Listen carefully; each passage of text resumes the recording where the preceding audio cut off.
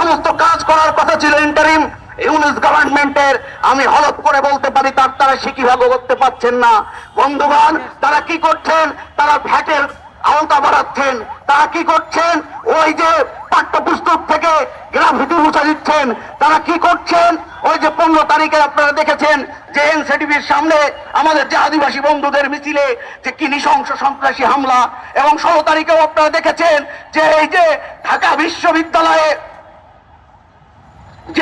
বিশ্ববিদ্যালয় থেকে এত বড় লড়াইয়ের একটা সূচনা হলো, সেই ঢাকা বিশ্ববিদ্যালয়কে আমরা দেখলাম পুলিশ আগের রূপে ফিরে এসছে।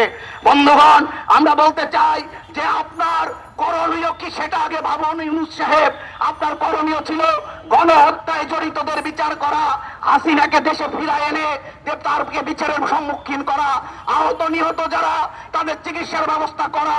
আপনি সেগুলো করতে পারছেন না। কেন করতে পারছেন না?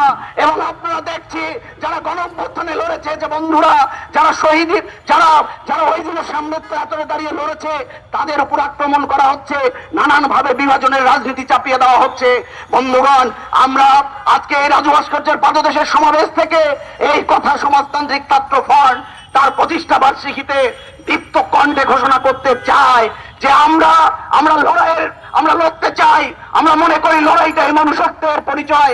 আমরা বলতে চাই লড়াইটাই হচ্ছে বিবেকবোধের পরিচয়। লড়াই করা ছাড়া মানুষ হয়ে বাঁচার আজকে সমাজে দ্বিতীয় কোনো রাস্তা নেই। ফলে সমাজতান্ত্রিক ছাত্র ফ্রন্ট সেই লড়াইটাই করবে। সমাজতান্ত্রিক ছাত্র ফ্রন্ট শিক্ষার অধিকার আদায়ের লড়াই করেছে। সমাজতান্ত্রিক ছাত্র ফ্রন্ট জাতীয় সম্পদ রক্ষার আন্দোলন করেছে।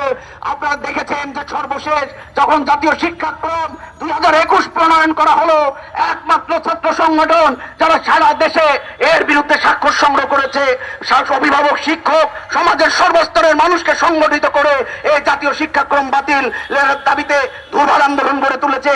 ফলে শিক্ষার অধিকার আদায়ের আন্দোলন, আজকে জাতীয় সম্পদ রক্ষার আন্দোলন, মনুষ্যত্ব বিবেকবোধ রক্ষার যে আন্দোলন, সেই আন্দোলন সমাজতান্ত্রিক ছাত্র ফ্রন্ট করবে। এবং সমাজতান্ত্রিক ছাত্র ফ্রন্ট আমরা এই প্রতিষ্ঠা বার্ষিকীর সমাবেশ থেকে দীপ্ত কণ্ঠে ঘোষণা করতে চাই, আমরা ওই যে শহীদ আসাদের উত্তরসূরি হয়ে লড়বো, আমরা মতিউরের উত্তরসূরি হয়ে লড়বো, আমরা মৌলানা ভাসানীর উত্তরসূরি হয়ে লড়বো, আমরা রুমি, প্রীতিলতা, মাস্টারদা, সূর্য সেন, ভগৎ সিং সবার উত্তরসূরি হয়ে লড়বো।